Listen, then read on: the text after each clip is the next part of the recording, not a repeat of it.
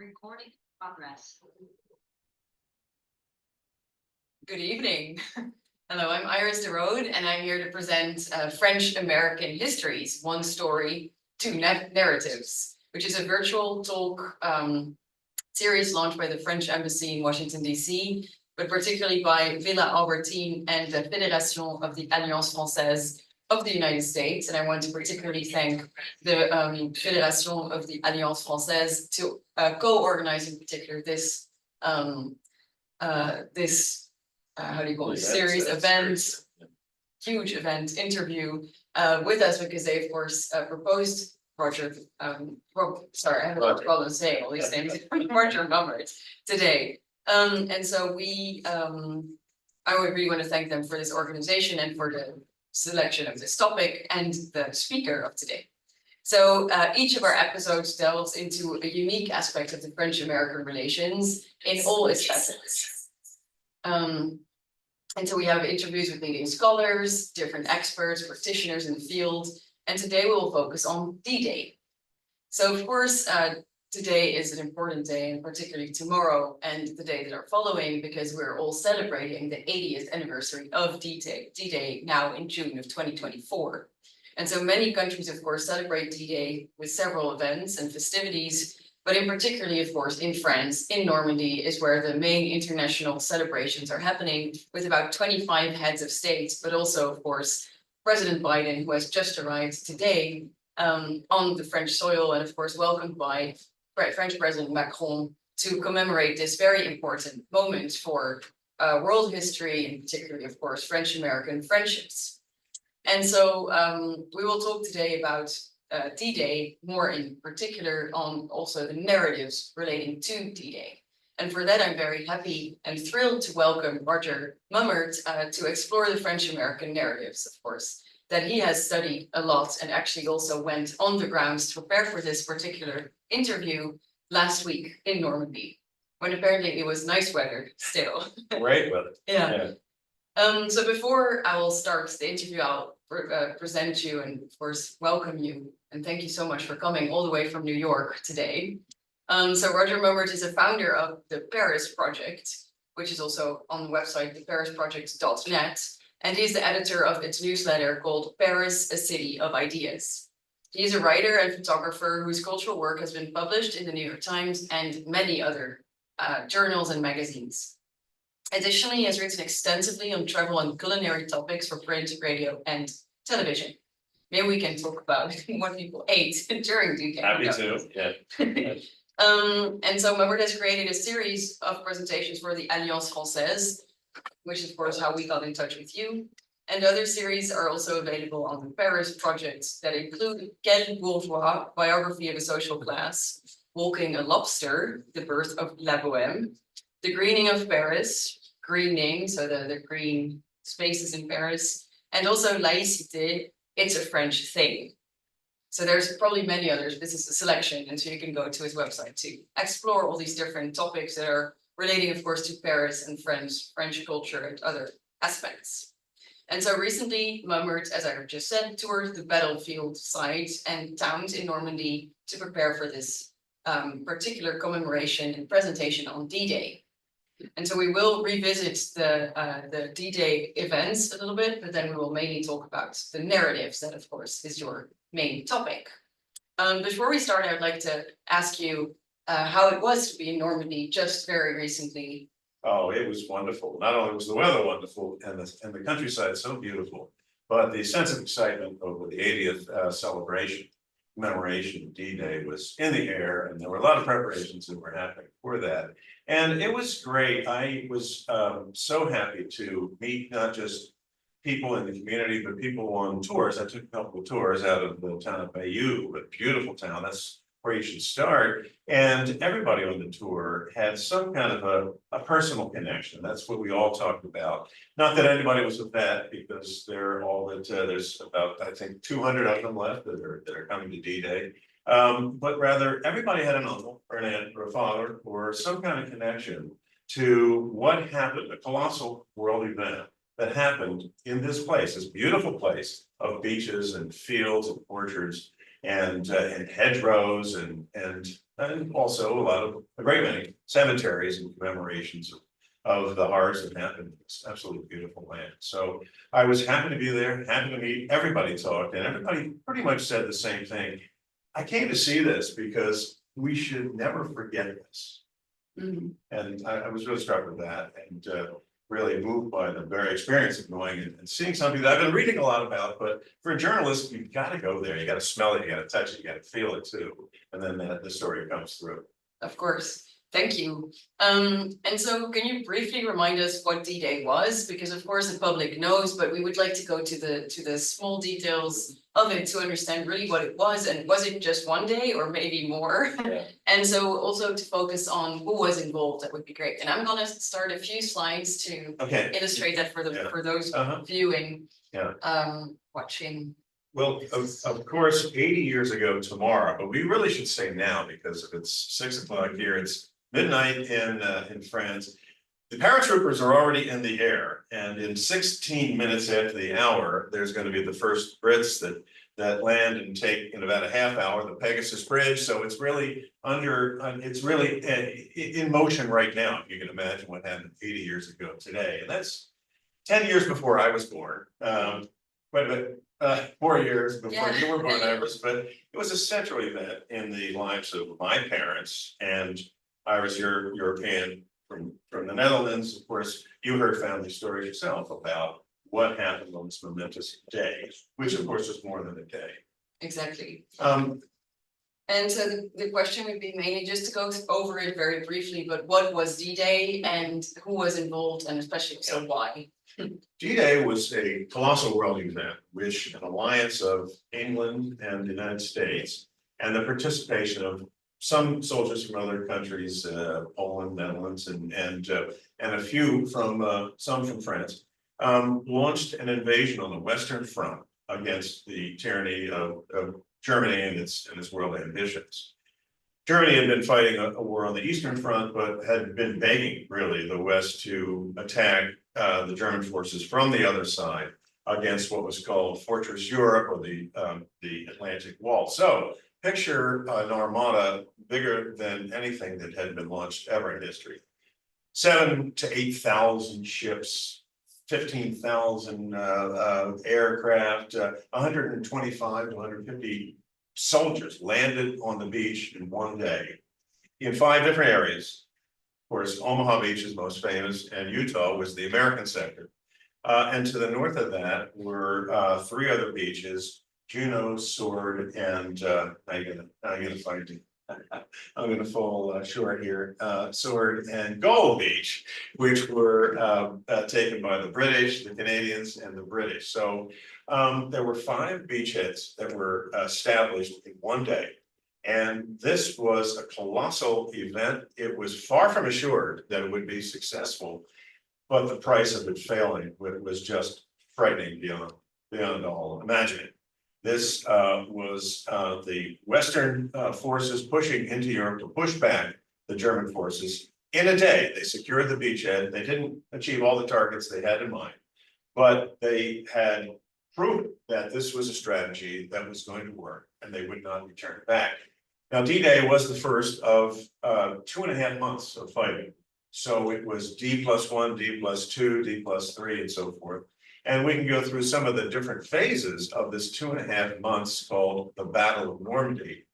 And 2 days beyond that, in which there was the race to Paris. So between June 6th, when D-Day began this process, and August 30th, when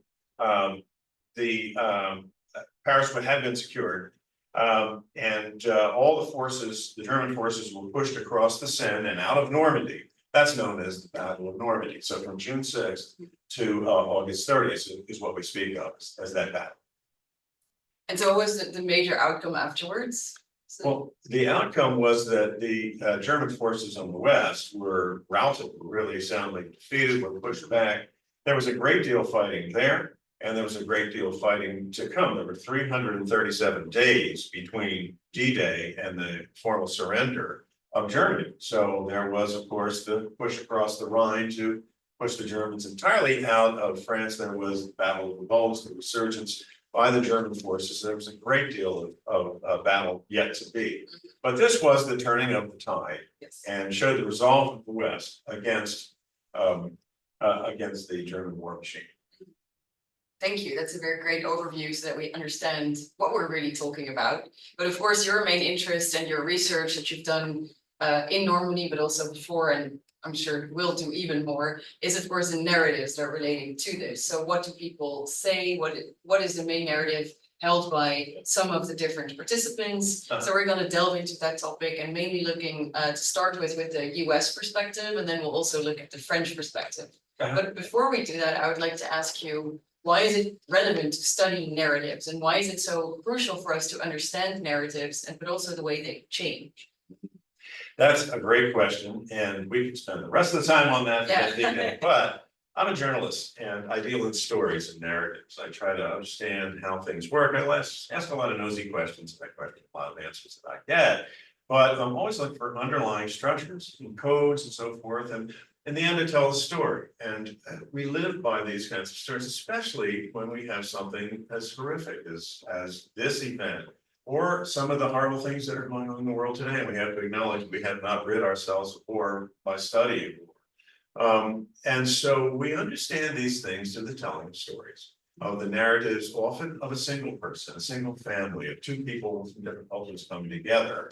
And that was what was interesting as I went on a couple of tours of the beaches, that our guide said, I don't want to just show you cemeteries and death all day long. Let's talk about some human interactions and things that happen. So that's narrative. Narrative is the currency of journalism. But now, here we are, a journalist and a historian, and I always say historians are trained not to make a lot of conclusions. Don't draw conclusions, you tell me. And journalists make conclusions all the time. Sometimes we get a story signed up with the conclusion, you know. But one of the conclusions I will make is that our story today is about narratives. And narratives are something, just as in history, you need to reconsider how something happened. You look at the Revolutionary War, and how we do that versus how we viewed it 20 or 40 or 100 years ago is very different. And certainly the French Revolution, that's an industry, the revisions of the revisions of what happened with the fall of France and the occupation of 4 years. That's something that's going through a whole pattern. So we operate by narratives that have underlying assumptions, and we have to really look at those anew. I think every generation has to retranslate great works of art that translated. Every generation has to take a look at what is our history, what is our identity, and so forth, because we don't see it as our parents saw it, our grandparents saw it. Mm-hmm. Yeah, so maybe we can start looking at the narrative as told by, from a American perspective, and of course, mainly the US president of the time. Yes. Maybe you can remind us what his role was also a little bit, but of course, Eisenhower. What would he say about D-Day, and how did he construct D-Day in his own political discourse, of course? That's yes, well, we have to, I guess, make mention of FDR, who was of two minds, I think, about getting into the war at all until Pearl Harbor occurred and suddenly we went to war. And there was the alliance between our nations and a series of summits. Winston Churchill apparently used this summit. This was on Jeopardy just recently. When was summit first used as a meeting of great leaders? And summits between Churchill, representing England, FDR, and Stalin, representing the Soviets, who of course had skin in this game because the main fight at this point was on the Eastern Front. They came up with a series of, or they promoted their own audience, a series of narratives about why you go to war, why we need to do this. Of course, you know, I mean, that's half the battle, really. As they say, you can't just, a president or a leader can't just send someone to war. You have to win over the hearts and minds of people and explain to them why their sons are going to die, why their properties are going to be destroyed, why great hardship is ahead. So we have three great orators who are giving messages here. We see Eisenhower, Churchill, and de Gaulle. And Eisenhower issued what was called the Order of the Day, in which he described the Great Crusade, And in the kind of language that generals used when they sent young men into battle, it's kind of all a take on band of brothers or something. It's the off you go speech, but it bears re-examining. From the Supreme Headquarters Allied Expeditionary Force, soldiers, sailors, and airmen of the Allied Expeditionary Force, you're about to embark on the Great Crusade, for which we've striven these many months. The eyes of the world are upon you. The hopes and prayers of liberty-loving people everywhere march with you, in company with our brave allies and brothers in arms. On other fronts, you'll bring about the destruction of the German war machine, the elimination of Nazi tyranny over the oppressed peoples of Europe, and security for ourselves in a free world. We'll accept nothing less than full victory. And let us beseech the blessings of the Almighty God upon this great and noble undertaking. Now, that's some flowery language. I guess it's coming to what generals say. But as we've been talking about history from above and history from below. And it's interesting that the soldiers were issued a couple little books. One is How to Speak French, before they're going to, and another one is called A Pocket Guide to France. And it's a cute little booklet about French culture and what they're going to encounter there. They were given to the American soldiers while on their way here, right? Yes, On their ships, yes. they would start to, yeah. They were given this information, and they were told, it starts off with why you're going to France. You're about to play a personal part in pushing the Germans out of France. Whatever part you take, rifleman, hospital, orderly, you'll be an essential factor in the great effort, which will have two results. First, France will be liberated from the Nazi mob, and Allied armies will be that much nearer victory. Second, the enemy will be deprived of coal, steel, manpower, machinery, food, bases, and a long list of other essentials which have enabled them to carry on the war at the expense of the French.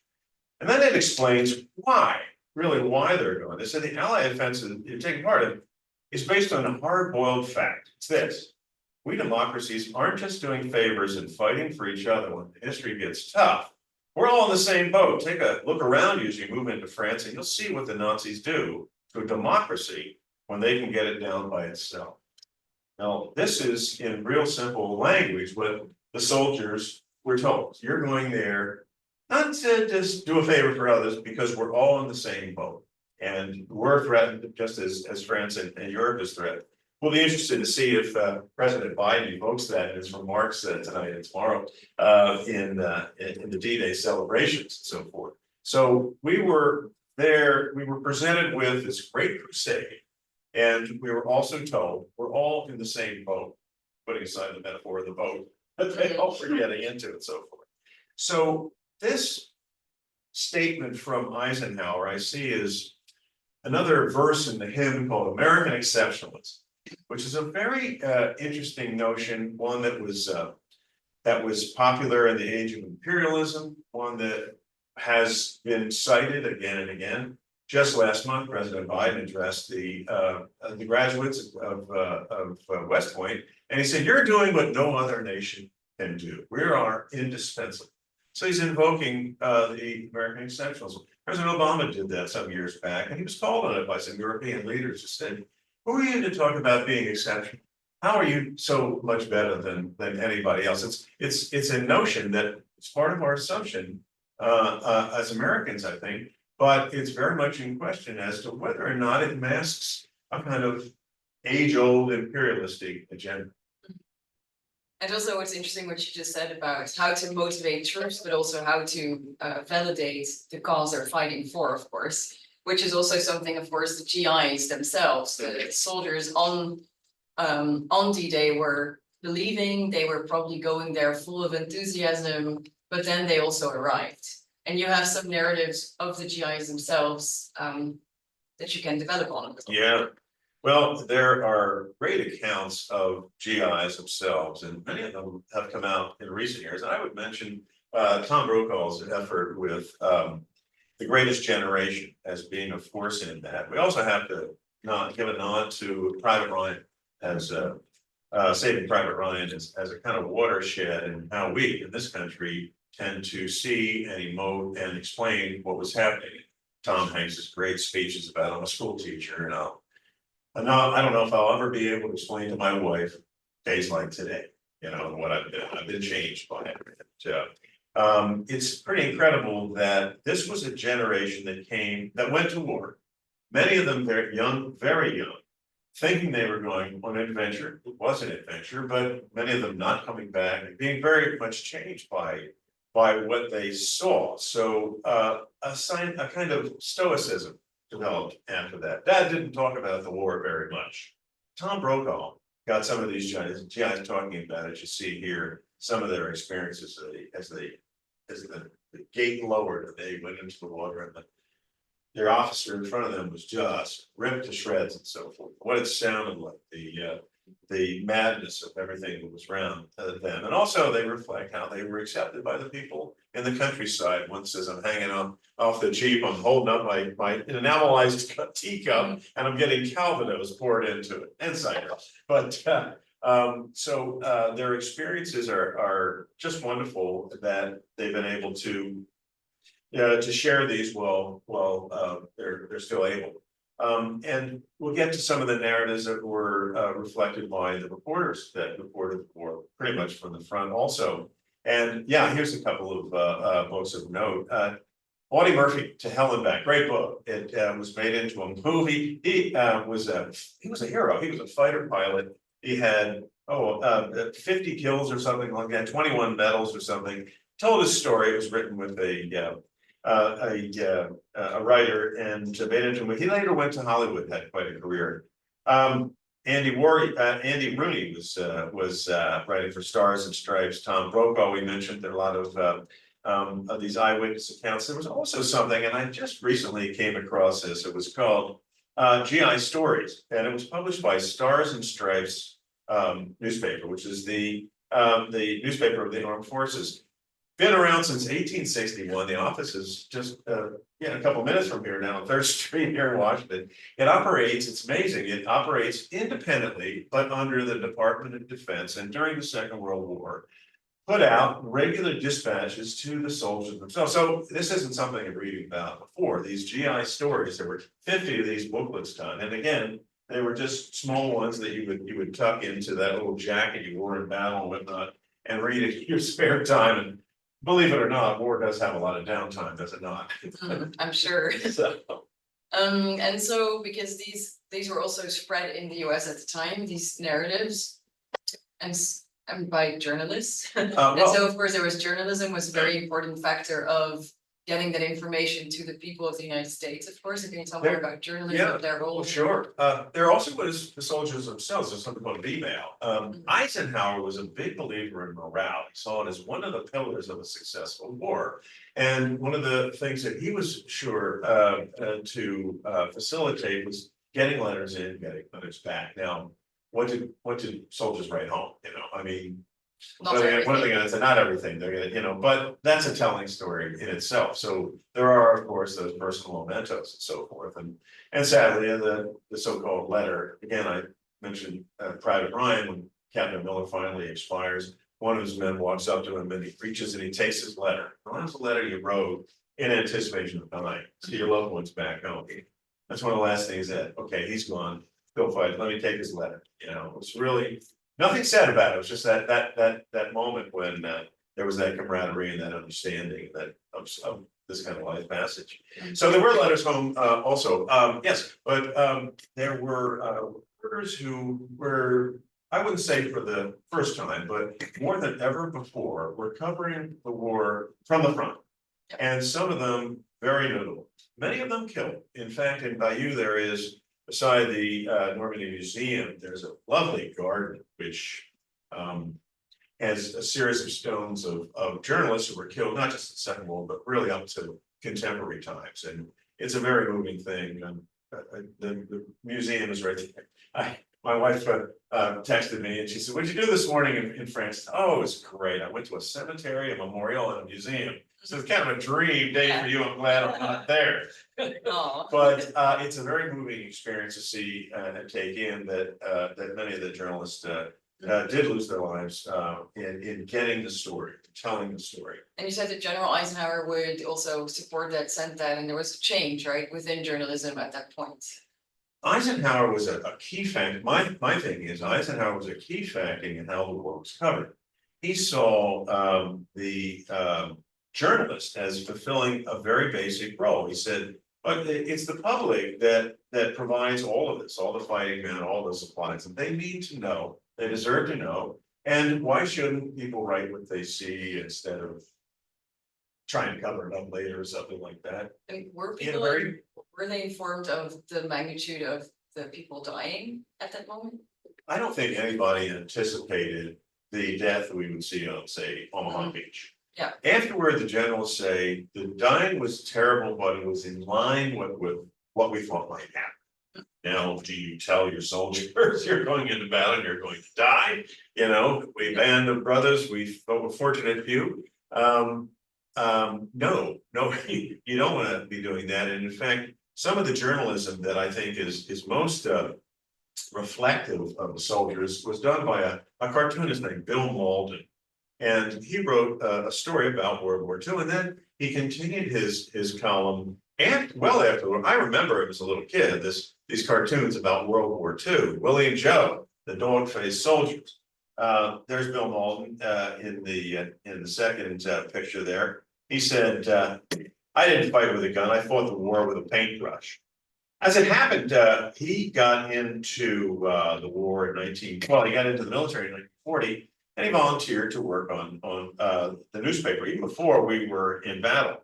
And he got into a lot of trouble with some of the officers who thought his cartoons were sort of derogatory, smart ass, bad for morale, but he reflected the sarcasm of this guy. Interestingly, his adorable characters, Willie and Joe, he said at the end of the fighting, he was going to kill them off in his column. And Stars and Stripes that he worked for said, no, you can't do that. Too many people love him. As it happens, it became a whole career for him afterward. And he went on to live a full life.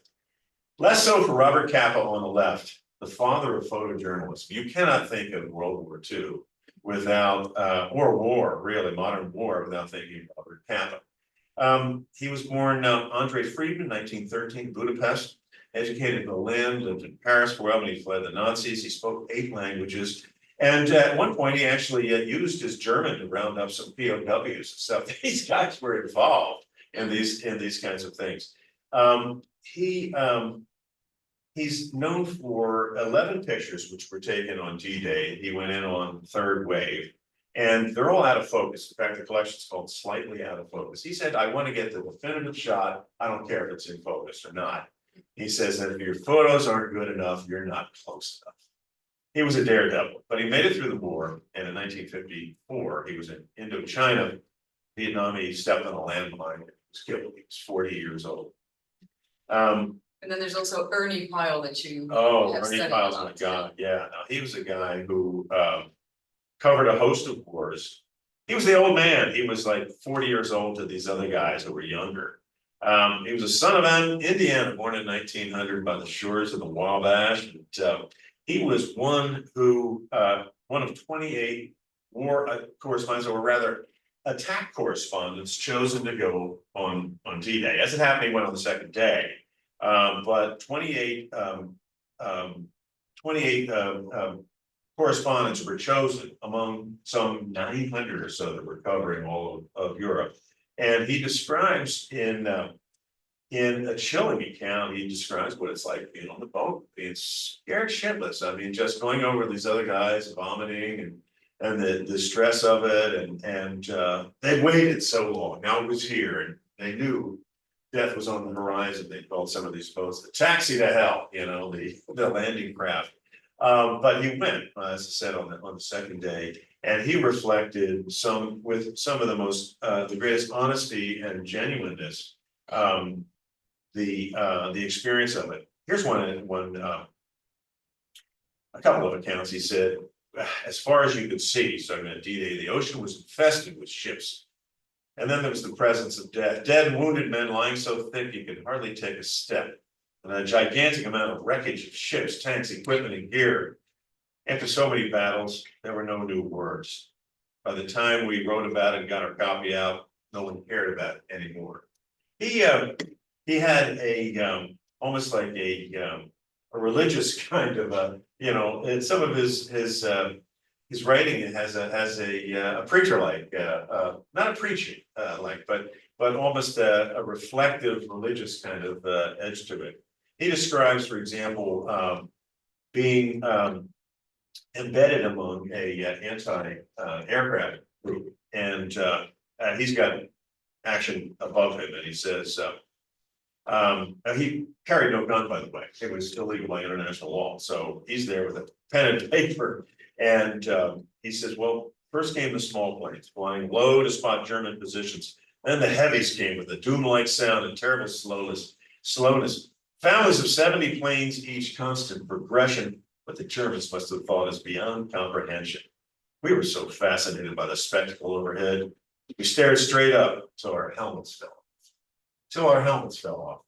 He describes another episode where there's bombing above him and he's just waiting. He says, you just wait, tenseness of muscle and nerves. An hour later, you feel like you've been beaten with a bat.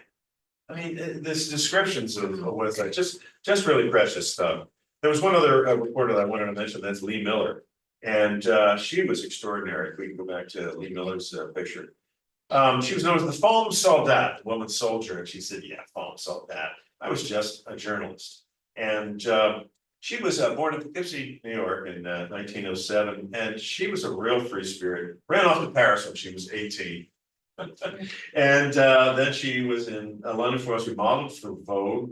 She went back to Paris in 1929 and showed up at Man Ray's studio, the surrealist photographer, and said, I'm your new student. He said, I don't have students. She says, yes, you do now. And she became his assistant and romantic companion for some time, and learned photography, went back, and she went back to London and modeled and photographed for Vogue London, for Vogue England. She covered the war then for Vogue magazine. And she describes getting an assignment when she was covering, but she covered some pretty horrible battles. She went to the camps, she photographed and did not publish those in Vogue, but took pictures of the death camps and the remains of skeletal people, and of course the horror that was there. She also covered the liberation of Paris, which was really a party for a short while. She said, yeah. She was asked to photograph it in a way that was decorative. She said to her editor, the pattern of liberation is not decorative. There are gay squiggles and wine and so on. There's beautiful color of freedom. Then there's ruin and destruction. There's an orgy of kisses with rations and boardings thrown out, a fiesta of goodwill. Then there's the hangover and shortage of supplies. And she is a very interesting voice reminding us that liberation is not a parade. It is not a party, really. It is, in many cases, killing field. It is a destruction. It leaves ruin behind, and that came to Normandy, is what the people there experienced.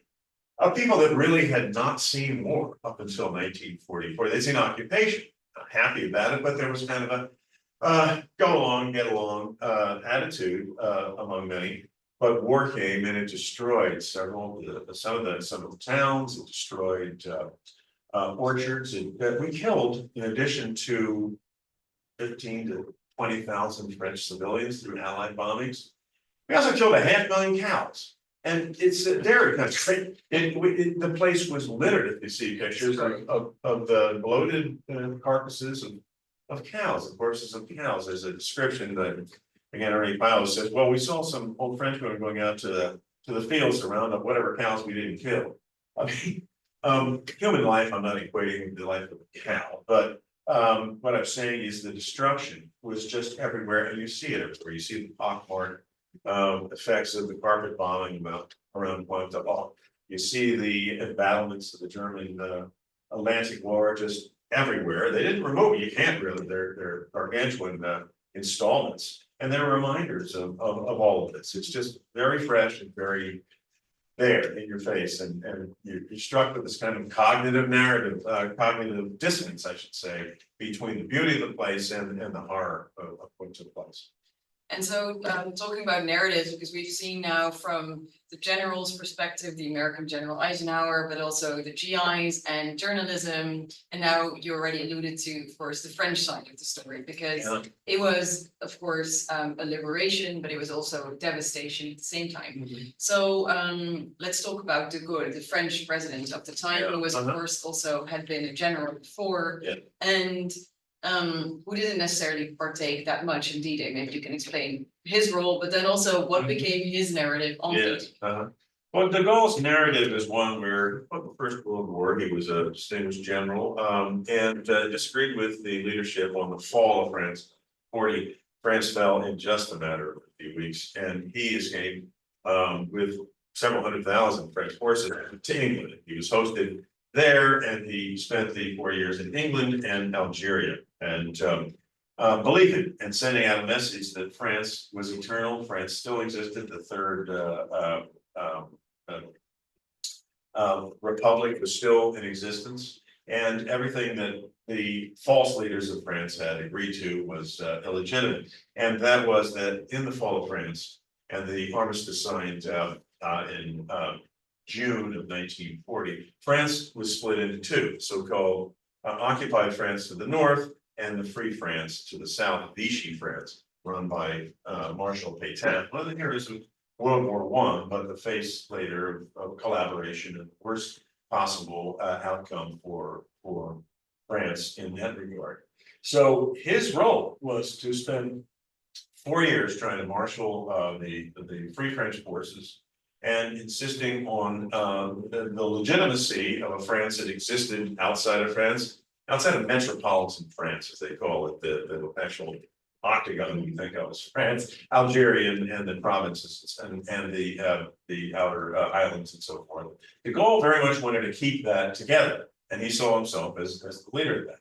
That fit with his colossal ego and icy personality. He's often faulted for that. But when it came to D-Day, he was out of the loop, and Churchill and Eisenhower didn't trust him to know anything about it. He was informed of it just 2 days before. Now, it was obviously there was going to be some kind of a invasion. De Gaulle was absolutely despised by FDR, who did not want to recognize him as the head of the provisional government, and later when he was head of the legitimate government before France was liberated, why he was still not recognized by that. So he was kept out of the loop, but he came from Algeria to England several days before. He was informed of several things that absolutely made him flip his kepi. You know, he was incensed that he wasn't part of the planning of this, incensed that that the Americans had, or the Allies had, a plan to install a law and order sense with essentially prefects with Allied forces to keep law and order, and also to float a provisional money, a kind of currency, you know, that would serve its purpose until the state could be reconstituted. All of these things just infuriated de Gaulle. And he was asked to fall in line and give a speech along with all the European heads of state. And when D-Day occurred, all the other heads of state gave a speech at 9 on BBC at 9 a.m. He had refused to do so. He had refused to say what he was being told to say, and he refused to let 170 officers, liaison officers that were going to go with the troops, to go. He was a royal pain in the cul of the Allied forces. Eisenhower said worried more about de Gaulle than he worried about the weather, and Churchill drove him to drink, which didn't take much apparently. But in the middle of the night, he screamed in a drunken fury, "Send him back to Algeria in chains if you must." But he was talked back from the ledge. And so, what to do about de Gaulle? De Gaulle gave his own message at 6 p.m. and said the epic battle, the decisive battle has begun. And the wonderful French forces, blah, blah, blah. He spun a narrative which, like all of his narratives throughout the war, was basically untrue, but had a kernel of truth to it. So why, and we can talk forever about de Gaulle, what were his motivations, and was he effective in making things happen for France was the effect of in consolidating power to de Gaulle, as opposed to the communist forces, which were of great popularity and a great part of the resistance that he claimed to have. So that's the good, but what about the French population, for instance, Normandy or those around? Because of course they did see that they were liberated finally by the outside forces to help. So was there also some gratitude? oh, I think there was a great deal of gratitude, and I think that's reflected in what the GI said, and it's reflected with many of the French have written.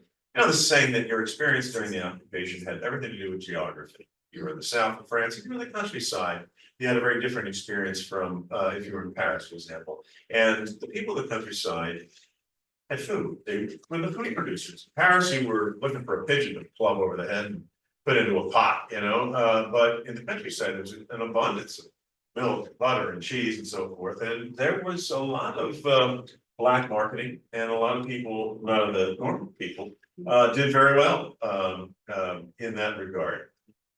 So what was their experience? It was very mixed in terms of there's thinking you had three choices under occupation. You could openly resist, you could collaborate, collabo, or you could be an attentiste. You could wait. You could sit on the fence, so to speak. So most people really were in that category of attentism. Now, they certainly were resentful and ashamed and humiliated. They were occupied by German soldiers. And those German soldiers may have taken their farm away, maybe living in their house, may have taken up with their daughter or something like that, may have killed people in their families and so forth. So they were infuriated. It's said that, and there's a picture here, I think, when the people of Normandy encountered a dead soldier on the ground, they looked at his boots. They said, the Americans had these really miraculous rubber boots. They were like slammed, you know. But the Germans all had hobnail boots, and they clapped. So they look at the boots, and if the soldier was dead face down with hobnails, they kept him face down. If it was a rubber booted soldier, they turned him upright and put flowers on. You know, and you see pictures of that. I think there's a great deal of gratitude, and it's expressed even to this day in the shop windows and so forth. And there's a bit of commercialism with that, perhaps, but I think it's genuine. I really do, and I think that the troops were certainly welcome. But I think after a while, there was a sense of great exhaustion. After all, there were enormous numbers of people who died, who saw their homes and their farms destroyed, who had no crops who were displaced. Several 100,000 people already were basically wandering around down to neighboring towns and regions trying to remake their lives. Let's not forget, you know, so there was great destruction, and there was a feeling like maybe it's time for them to take their Lucky Strike cigarettes, okay, and their Hershey bars and chewing gum and go home. Yes. And so talking about narratives, because of course, this has been recognized today still as sort of the big triumph of the Allied forces to combat Nazism. And today in these collaborations, so it started, of course, with the recognition of having to create the EU, NATO, like these type of international corporations and organizations that still have such a big role today. So can you talk more about that narrative that was used just after the war to get the Allies together around the table and to feel united? Yes. And we'll talk after about what that means today. I think there's two sides to that discussion. One is very positive and one is a little dark, because I think it's clear that what was going on at some of the summits was that Stalin had his eye on Eastern Europe and was looking very actively at it. Eastern Europe was never liberated. I mean, they went from Nazi occupation to 45 years of Soviet under the hood, you know. And so that is something that Roosevelt was faulted for. He said, "You're not looking farther down the road at what happens." And then, you know, and we broke it, we bought it. I mean, you know, in other parts of the world, you see this. Well, what happens when the conflict is over in Gaza or Afghanistan? So what takes its place? And nothing. There's a vacuum and so forth. So how are we carving that up? Was sort of the thing. Now the Germans exploited that to the French and said that we have the Germans. Are we still good? Okay. All right. For me, I don't see it anymore. Okay, sorry. There was a false narrative planted by the Germans that the Americans were coming. The Allies were coming rather, and they're gonna take your land. That's just a ruse, they're gonna free you, they're gonna take your land, take it, and they're not gonna succeed, we're gonna still be here, so. Whose side do you wanna be on? Do you wanna help the Germans who are still there, or do you want to help somebody who's gonna take your land and your culture away from you in the end? So there was that narrative going on, but what happened after the war in the late 40s in rebuilding Europe was fundamentally different from that. And again, we're seeing a kind of conflict of narrative in that. And if you pull the thread of de Gaulle through all of this, he prevailed in the end. He kind of won the war, but maybe lost the long-term battle the other way around. He prevailed in the end. He marched down the streets of Paris and said, Paris, you have liberated, Paris is liberated, it's liberated by itself.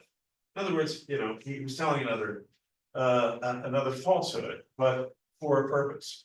And he consolidated power on himself and immediately marginalized the forces of the resistance, largely the Communist Party forces, from being any part of his narrative of this great Le Noir de France being restored, the shame of the fall of France being rectified.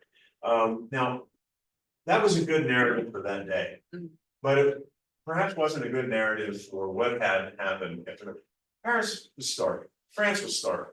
These people had suffered for 4 years of not just occupation, but it was one steady stream of the Germans taking every bit of resources from them, all the riches, all the labor, anything they could get their hands on. So they needed to rebuild. They rebuilt France. And I think de Gaulle realized that, and he appointed a fellow named Jean Monnet to head the modernization. We're talking about the years 46, 47. De Gaulle stepped down from government in January of 46. Do I have that right? He was gone from the scene for 12 years till he came back with the deal with Algeria and so forth, and had his kind of second career in politics. But the character of Jean Monnet is very interesting. He's someone, and over here on the right is Robert Schuman, with whom he worked to rebuild Europe and really create a lot of the framework of the European Union that came afterward. But Jean Monnet was never elected to any office. He was never in anybody's cabinet. And yet he was an ideas guy that turned up everywhere. He was born in Cognac, his family the negotiants of Cognac, and he spent a lot of his life in London, furthering their business there. He was a businessman with ideas, and he was what was known as a supranationalist, a very different thing from de Gaulle, who was all about nation. But Jean Monnet believed that the long-term solution to ending these series of wars between France and Germany and throughout Europe.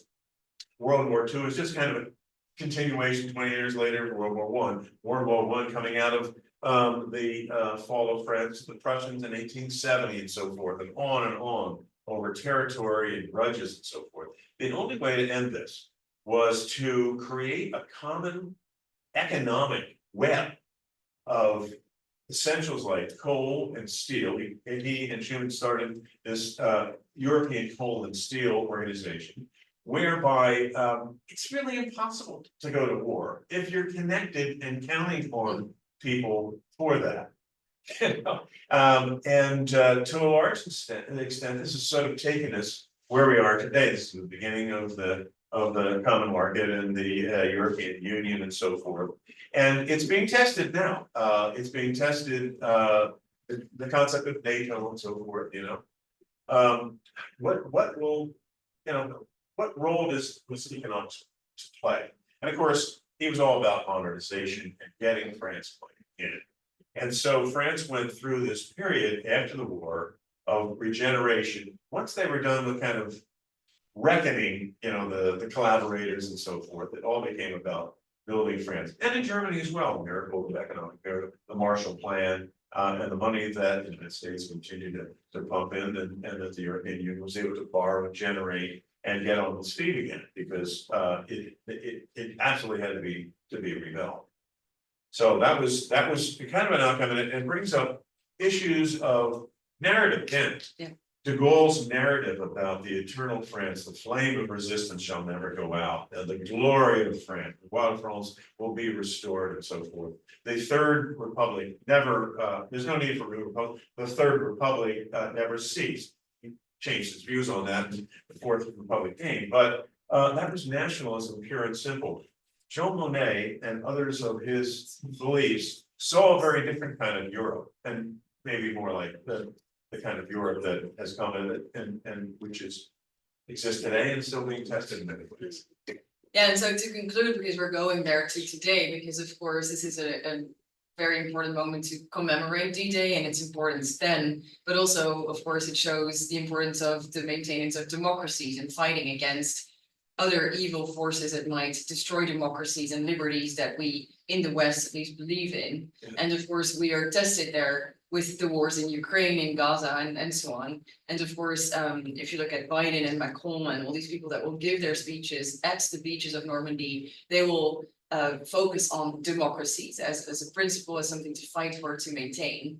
And so this is maybe the new narrative, you could argue, that, or not, it's not new, it's actually as old as it was, but I mean more, it will be used now in that narrative to talk about current events. Yes, and we'll see if it is a durable narrative. I mean, we mentioned new types of, well, we now are faced with artificial intelligence and more, where disinformation, a robust disinformation campaign out of Russia to influence right-wing candidates in elections throughout Europe and so forth, you know, and it's pretty frightening stuff. It really challenges us anew to express our belief in democracy, if we indeed believe in it. The quality, the principles that France exists on, the liberté, égalité, fraternité, the principles of equality in particular are being tested here, as well as just democracy, and our American values, you know, are being tested. So D-Day is a reminder, and as many things are, it's important to make these markers in history, because you forget. History does not move in a straight line, as they say, but the arc of progress bends toward justice. So perhaps that's a thought for today. Perfect. Thank you. So I'm gonna ask if the public has some questions, maybe in the room or on Zoom. So if you have any questions, please write it down in the text box for the chat questions, which I think I can see. Hands on here. Not yet. Okay. We have them, don't we? We have many other questions, but I would love to, if someone has a question to answer them, would be great if so. If not, we can continue Yeah. ourselves, but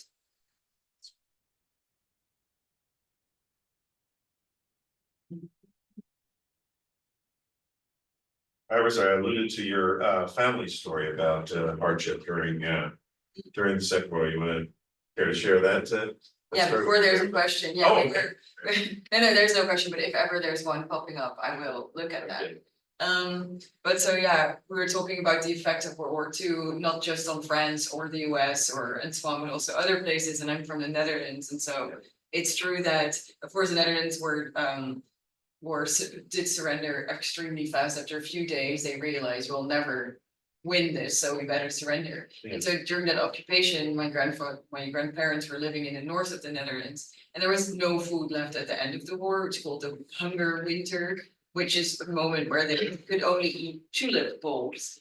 And this is, I'm not even making this up, it's a real thing. They had only that left. So my grandmother told me a story of eating a tulip bulb with some butter that she could find somewhere. Oh. So probably a delicacy of that year. But of course, it's kind of a fun anecdote, but also to illustrate that that war had been such a devastating effect in many places. And that leads me to your story about your grandmother, of course. My mother, I have that, yeah. We have some questions. There is a question, there's actually 4 coming in, so. And then we'll end with your Okay, mother's all right. story, because that's a great story. But so was there a backup for D-Day? So asking Oh. if D-Day would not have worked out, what was the alternative? Interestingly, Eisenhower wrote a letter that said, a statement that said, D-Day has failed and it is all my fault. Basically, maybe in more words than that. So, yeah, actually, D-Day was kind of a backup to the attempt at, earlier than the previous year, I think. Where there had been a failed attempt to invade, to breach the Atlantic Wall. So you might say the D-Day itself was, that's a good question. I don't know that they would have regrouped and said, you know, for one thing, the amount of movement was hard to maneuver at. That what endangered moving off the beach at one point was the congestion of tanks and trucks and supplies and so forth. And so the logistics for this were just enormous. I don't know where they would have gone if they had been pushed off the beach, other than to sit out in the ocean or something. I don't know the answer that there was a formal plan. I know that Eisenhower contemplated that it would fail, and that there had been a failed attempt before. So he was really on pins and needles the whole time. And Quite the risk. as well as historians say, well, at the end of that first day, Churchill and Eisenhower should have rested easy, not having achieved everything, but having established the beachhead. Yeah. And being on the land. And so then there is another question on the people from Normandy, or probably elsewhere in France too, is what ways did the French hide from the Germans in the occupied zones? Oh, in what way? This is the Like occupied- hiding or wherever, or maybe during D-Day, did they hide from all the bombing and things that came out? Like what did the local population do? I think they were caught in that. I don't think there was really anywhere to go. During the occupation, it said that the people of the region, you know, they're known for the Calvados, this wonderful apple brandy. Took the good stuff and they dug holes in the backyard and buried it there. They're still finding it. So they were hiding that, but I don't think that, no, there's an account of just the bombs coming overhead. People died in their sleep. We didn't hit targets very accurately, you know. I mean, today we say, oh, it's we had a mistake, we were off by a couple of yards. Yes. Tragic. But in these cases, we just couldn't see anything. Bad weather, there was. At one point, there's so much smoke from the shooting that you can't see through it. So you're dropping bombs blindly, you know, and that caused a lot of this. And there might have been some bunkers around in. They went in cities, churches, more churches, or bunkers, you I know. believe in Paris but I'm not sure they're from that period. But the Germans had bunkers, to be Yeah, sure. exactly, In their concrete abutments and so forth, very extensive in some cases. But they didn't dig them for the people of Normandy. No, there was no escape.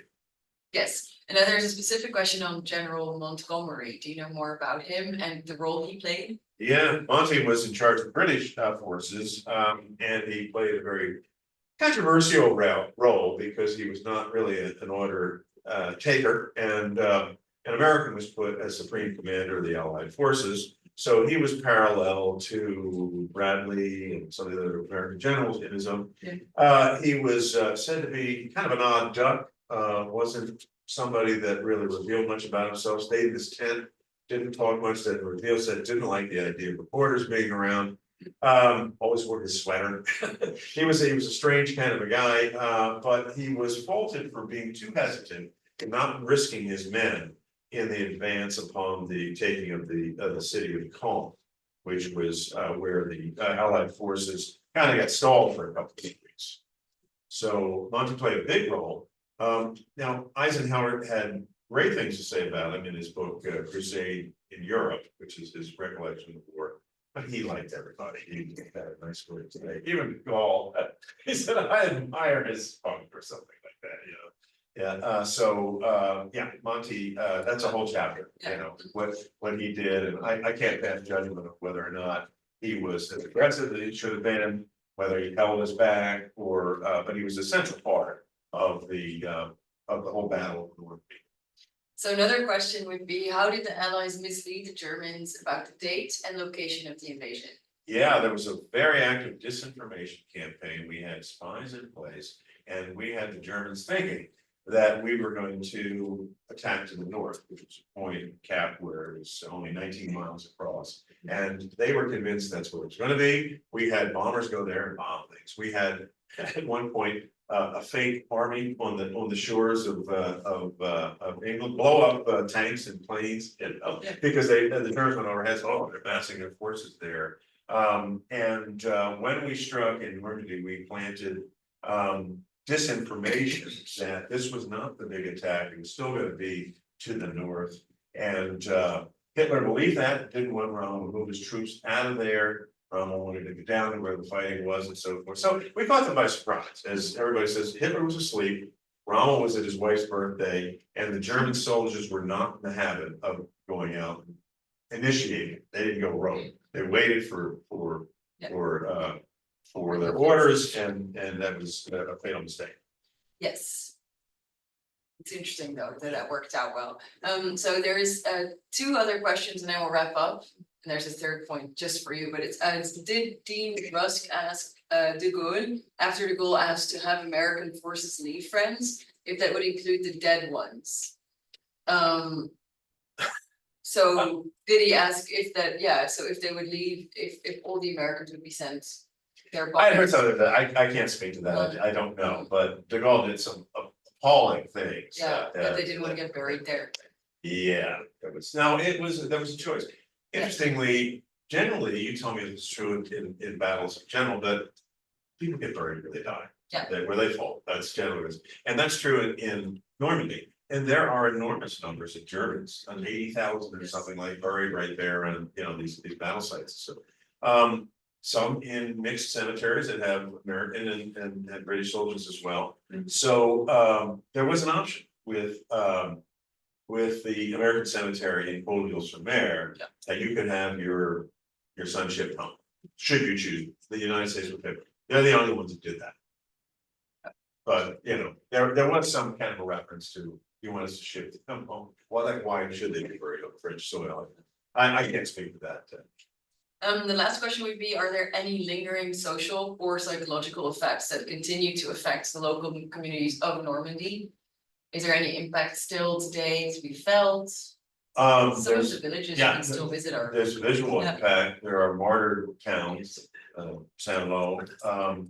And I can't speak to that really in the sense that did I ask people? No, but I tried to have some conversation with people, and one of our guides said, well, my grandmother says I can never forget the Germans. I don't want to talk about it, but I can never forget. There is that kind of raw emotion. There are expressions, great expressions of thanks to the Allied forces that are there. It's hard for me to say whether there are still scars. There are thoughts about that, about how the scars of war can be actually passed down through generations. Some believe it gets into your DNA and you can genetically pass down great hardships, experience of the Holocaust and warfare and stuff like that. That's a new thought among neurologists, but I'm sure that there's some reminders.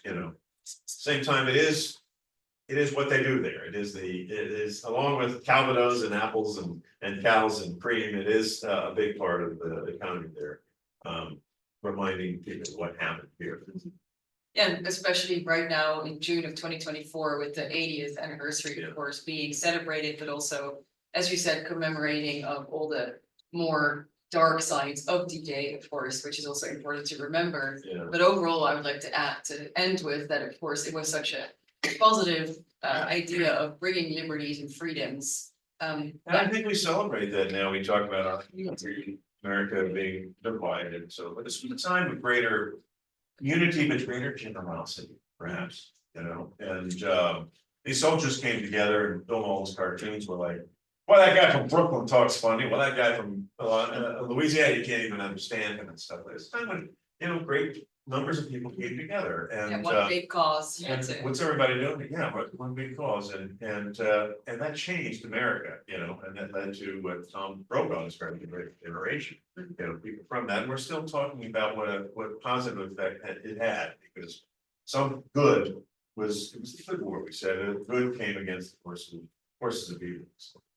Perhaps so. So to end, the last question is, how do we subscribe to your newsletter? Oh, go on. Thank you very much for the commercial. Yeah, Yes, go on if you would, theparisproject.net, and there, scroll down on the homepage and see subscribe to my newsletter. You're also reminding me that I'm late in getting out the May-June issue because I'm working on this. but that has to be, I'm sure. It's gonna get out in the next week or two, so, yeah, I'm putting out a newsletter every 2 weeks.